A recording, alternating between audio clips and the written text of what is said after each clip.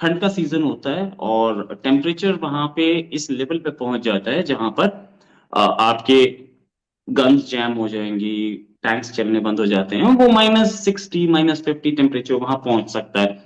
ये तवांग का एरिया है, अरुणाचल प्रदेश का एरिया, जहां पर रिलेटिवली काम रहता है।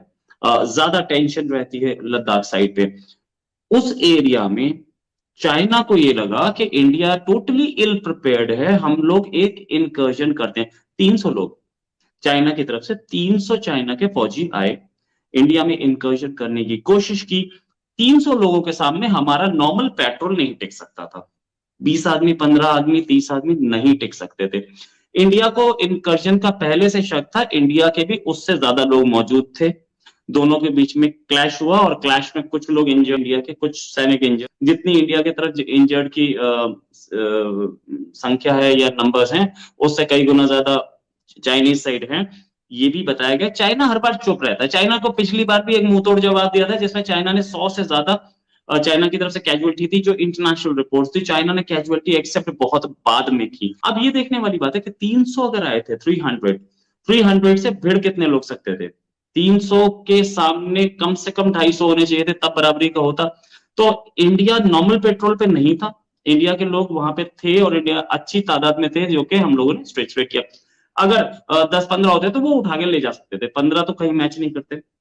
यानी ये चाइनीज पे अटैक हुआ है। इस दौरान तलखियां रही चाइना की और भारत की मुख्तलिफ इलाकों में, खास तौर पे जो ये जो साबिका LAC होती थी, तो उसके आप समझ लें कि लद्दाख के इलाके में, यानी मशरकी इलाके में, और इसका जो मगरबी हिस्सा है वो जाहिर है कि वो इलाका है जिसको अरुणाचल प्रदेश कहते हैं।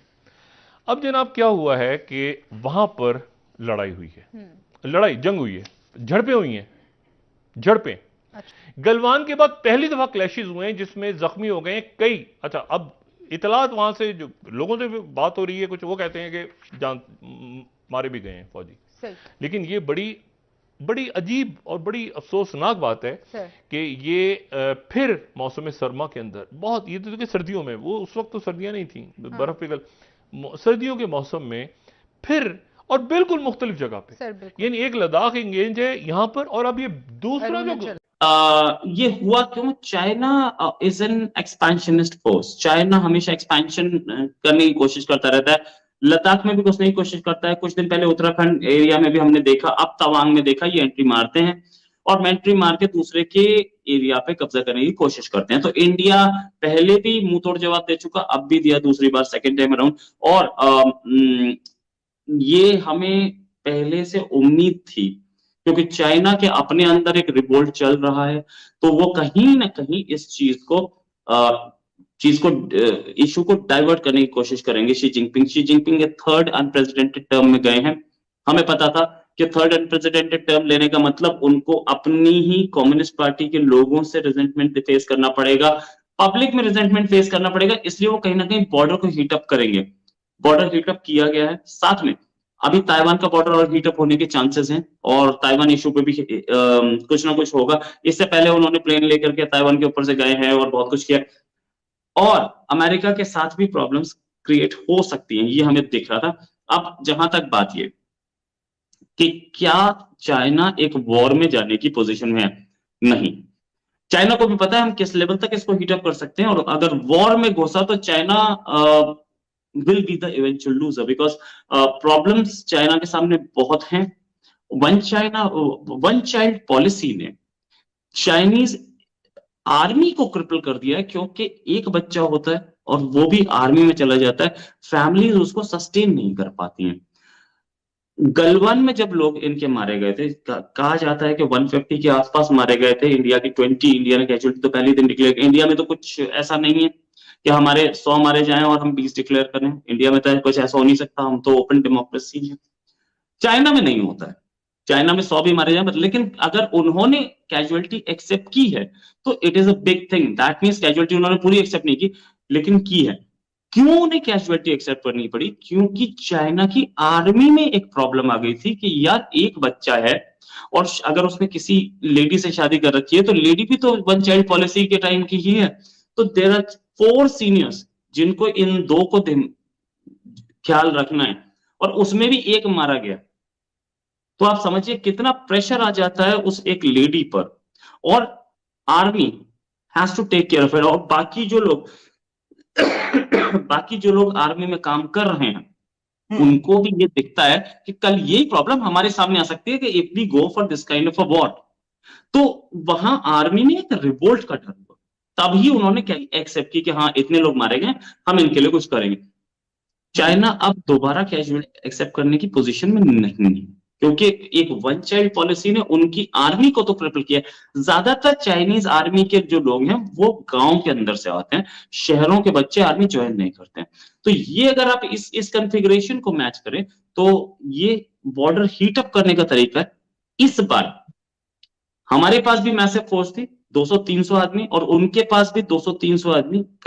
कहा यह भी जा रहा है कि इंडिया आउटनंबर कर रहा था, हालांकि उनकी तरफ से एक सरप्राइज इनकर्जन थी, लेकिन इंडिया आउटनंबर कर रहा था। सर्दी का मौसम है, टेम्परेचर माइनस में है, फिर भी कैजुअलिटी नहीं हुई है। उससे ये बात तो पता चल रहा है कि इसको 200-300 आदमी पे उस एग्रीवेटेड लेवल तक नहीं ले जाना चाह रहे थे जहां पे कोई कैजुअलिटी हो, या पीछे से कहीं से एक एक वो था, एक इंस्ट्रक्शन थी कि कोई मरना नहीं चाहिए, अगर एक इंडिया का मरा तो हमारे भी मारे जाएंगे, ये भी था। लगा ठंड है, इन्हें लगा बर्फ है, भारतीय तैयार है नहीं है, भारतीय प्रिपेयर्ड है नहीं है, भारतीय कहीं हमारे दोस्ती का चूरन तो नहीं खा रहे, कहीं हमारी बातचीत की अफीम तो नहीं सूंघ रहे। 300 लोग आए थे, देखिए आपकी बात फिर वही बात है, 300 लोग आए थे, तो इनको यहाँ पे रोका गया। कुछ पॉइंट है जो इनका परसेप्शन है एलएसी है हमारी यहीं पर, यहाँ 2003 या 2006 से इसको हमने मान लिया, ठीक है ये एरिया आपका, ये हमारा एरिया हमारा, तो 2006 से आप लगाइए करीब करीब 17-18 साल हो गए, कोई नया मसला नहीं है कि कल परसों का है। अब अभी बर्फ आई है, इनको देखना था इंडिया की तैयारी कितनी है, 300 लोग आ गए, फिर इन्होंने गलवान वाली हमाकत करने की कोशिश की, पर भारतीय फौज की तैयारी देख के ये भाग गए और इंजरीज हुई है। हमारे भाइयों ने मुकाबला किया है इनका, और फिर आउट नंबर थे हमारे, बहुत कम लोग थे, हमारी तो पेट्रोल की छोटी सी टीम हो गई, 300 आए थे। अब फखर भाई 300 आए थे तो सोच समझ के आए थे, खाली तो आए नहीं थे। और ये एरिया आता है सेंट्रल मिलिट्री कमांड के नीचे चाइना का। Central military command directly report to Xi Jinping, central military command directly. तो ऐसा नहीं है कि ये चाइना में पॉसिबल ही नहीं कि लोकल कमांडर इतना बड़ा डिसीजन ले ले, ये इम्पॉसिबल है। 300 लोगों का आना, यहाँ बीएसएफ पे फायरिंग होना, यहाँ हमारा ये प्रेडिक्शन भी था कि ये जरूर होगा, वेट एंड वॉच, जितना शी पे प्रेशर पड़ेगा या तो वो थिएटर खोलेगा एलएसी एलओसी पे, या खोलेगा साउथ चाइना सी में। ये this was on the very predicted lines and exactly this happened. But मतलब ईश्वर की अनुकंपा है कि कोई डेथ नहीं हुई, किसी की मृत्यु नहीं हुई, और ये फिर जल्दी डिसएंगेजमेंट किया गया, फिर कमांडर लेवल बात भी हुई। पर देखिए वो तो फिर एक प्रोसेस है, पर सवालिया बात यह है कि चाइनीज ने फिर धोखा दिया है, चीनियों ने फिर अपनी औकात दिखा दी है। मैं आपको हमेशा एक ही बात कहता था, मैं हर चैनल में एक ही बात कहता हूँ, we are keeping our gunpowder dry, लेकिन that is the only way to handle China. Power is the only way to handle China, there is no other way.